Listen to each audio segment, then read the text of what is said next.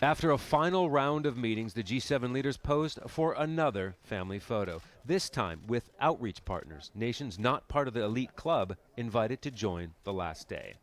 Although some of the G7 members differ on how to solve the problem of the sagging global economy, spend more or save more, they all agree that they need to collectively tackle the issue and it needs to be a top priority.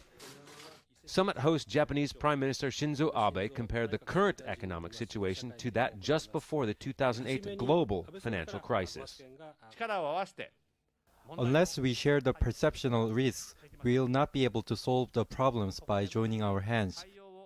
Here, if we are wrong in our policy response, we will face a major risk where the world economy could fall into so-called crisis.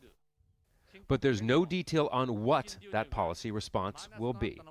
The economy was the focus at the G7 summit, but there were other issues dealt with in the Leaders' Declaration 32-page document: anti-terrorism, the environment, corruption, and the refugee crisis.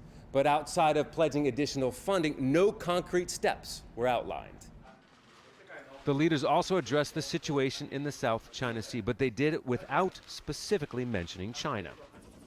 A well-used diplomatic tactic in dealing with the disputes over territory between China and several nations, as most of the G7 nations are major trading partners with China.